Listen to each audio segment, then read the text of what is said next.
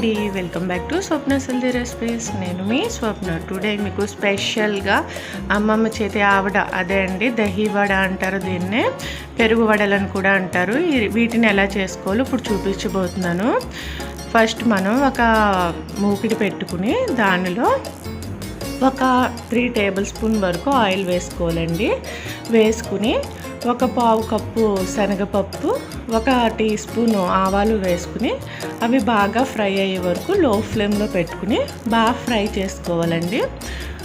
ఆవడలకు వచ్చేటప్పటికి పోపు ఎక్కువ పడుతుందండి, సో అందుకే ఇలా తీసుకుంటున్నాం క్వాంటిటీ.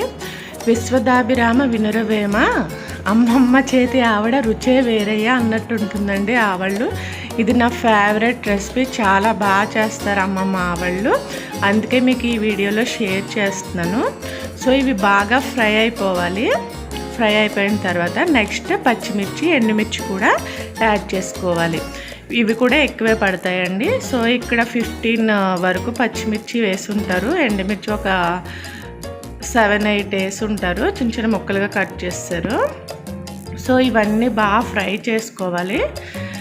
దీనిలో ఒక 4-5 రెమ్మలు కరివేపాకు కూడా వేసుకోవాలండి. ఇది ఆల్రెడీ మనకి గార్డెనింగ్ వ్లాగ్లో చూపించాను కదా, ఇంటి కరివేపాకు అండి. సో లేత కరివేపాకు వేస్తారు, సో ఫ్లేవర్ బాగా వస్తుంది. నెక్స్ట్ మనం ఒక 2 టేబుల్ స్పూన్ వరకు పసుపు వేసుకోవాలండి. పసుపు కూడా ఎక్కువ పడుతుంది ఆవల్లో. సో ఈ పోపు అంతా చక్కగా మిక్స్ చేసుకోవాలండి. ఈ పోపు వల్లే ఆవళ్ళకి మంచి టేస్ట్ వస్తుంది.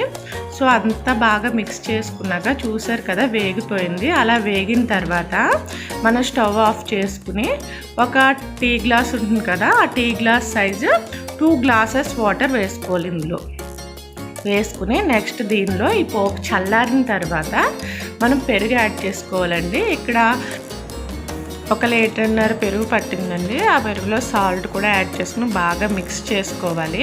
పెరుగు బాగా చిక్కగా ఉండాలండి, దీనికి బాగా కలుపుకుని అందులో యాడ్ చేసుకున్నాం పోపులో. దాన్ని ఒక సైడ్ ఉంచుకోవాలి.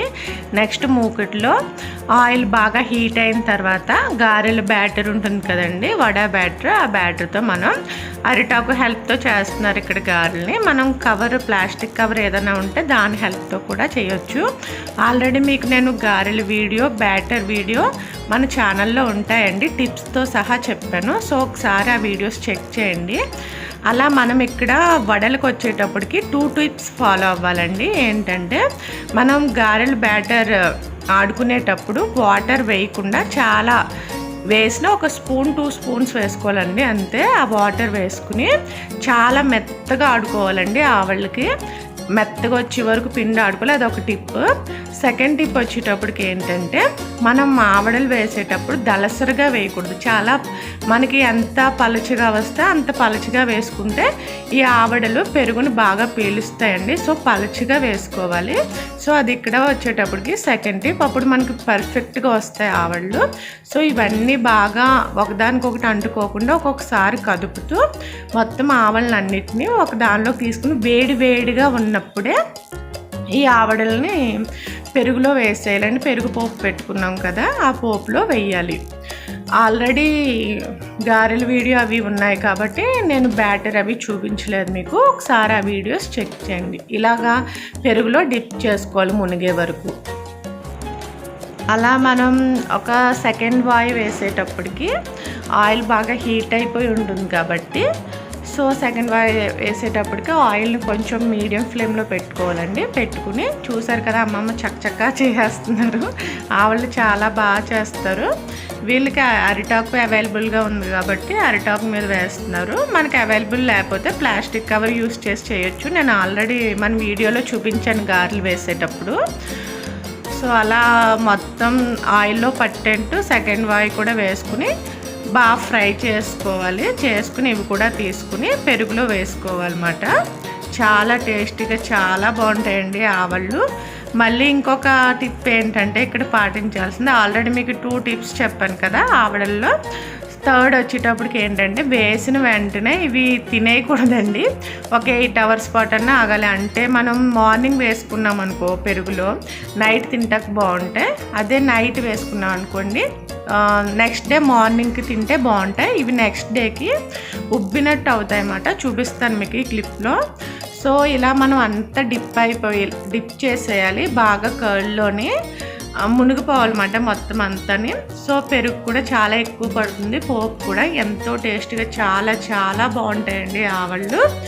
మీరు కనుక ఇప్పటి వరకు ట్రై చేయకపోతే ట్రై చేసిన ఈ టిప్స్తో కనుక ట్రై చేశారనుకోండి చాలా పర్ఫెక్ట్గా చాలా టేస్టీగా చాలా బాగా వస్తాయి.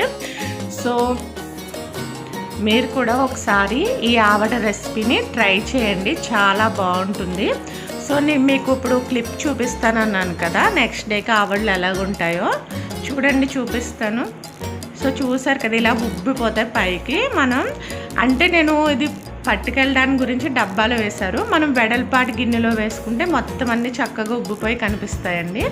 సో ఇలా మనం ఈజీగా చేసుకోవచ్చు ఇంట్లోనే, చాలా టేస్ట్గా. మీరు కూడా ఒకసారి ట్రై చేసి ఎలా వచ్చిందో మీ ఫీడ్బ్యాక్ నాకు కమెంట్స్ రూపంలో తెలియజేయండి. మీకు ఈ వీడియో కనుక నచ్చినట్లయితే లైక్ చేసి షేర్ చేసి కమెంట్ చేయండి. ఎవరైనా సబ్స్క్రైబ్ అవ్వకపోతే సబ్స్క్రైబ్ చేసి పక్కనే ఉన్న బెల్ ఐకాన్ ఆల్ క్లిక్ చేయండి. Thanks for watching. Bye bye.